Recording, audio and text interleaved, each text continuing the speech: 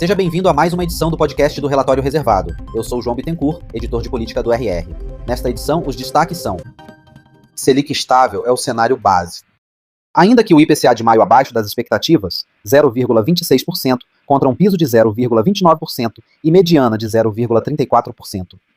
Tenha apenas equilibrado as apostas entre o fim do ciclo de aumento da Selic e uma nova alta na próxima reunião do Copom, o momento pende fortemente para a primeira hipótese.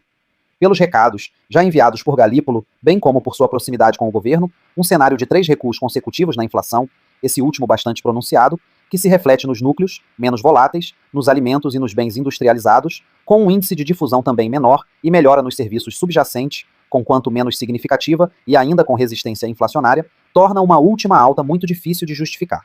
É claro que esse panorama ainda incluirá outros dados, como os números do comércio e dos serviços em abril, que serão divulgados ao longo da semana.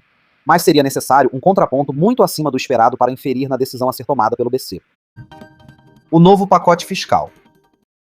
O pacote do governo para desarmar a bomba fiscal, ao menos até 2026, não empolga, muito longe disso, mas a reação inicial é menos negativa do que foi a do aumento do IOF, puro e simples. Esse panorama, somado a certa calmaria no Congresso, aumenta as chances de que o governo consiga aprová-lo. É um começo razoável, dado o desgaste enfrentado anteriormente e a dificuldade da tarefa à frente. Se por um lado não ter a medida inviabilizada na largada, nesse quadro já é um avanço, por outro o mercado, os setores afetados e os próprios deputados e senadores ainda analisam os detalhes das medidas propostas para decidir o grau de enfrentamento e o nível de alterações que será posto na mesa. É desse equilíbrio que evoluirão as conversas nos próximos dias.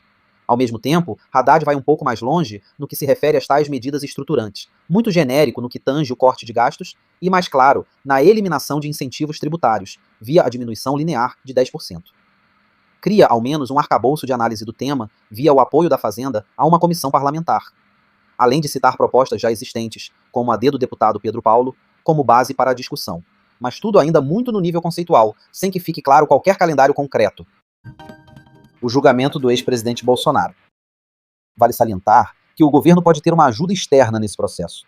O foco no julgamento do ex-presidente Bolsonaro, que ocupa quase totalmente o noticiário e o ambiente político nesta terça, e continuará a reverberar na quarta e na quinta.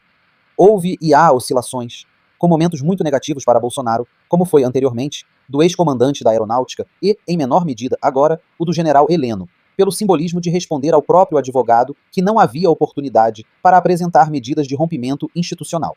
Também é muito disseminada a confirmação de discussões, em algum grau, sobre medidas como estado de sítio ou GLO, ligadas ao day after da eleição. Mesmo argumentando-se que tudo foi falado dentro dos termos constitucionais, esse panorama favorece a posição da PGR. Para além disso, no geral, há 2 vetores que merecem destaque. 1. O ex-presidente ganha pontos em termos de imagem ao se mostrar calmo e seguro no depoimento, equilibrando-se entre uma posição institucional e a reiteração de convicções que ressoam muito positivamente entre seus apoiadores, como a defesa do voto impresso. 2. Em termos factuais, não há grandes novidades que enfraqueçam ou fortaleçam significativamente a tendência absolutamente predominante de condenação de Bolsonaro.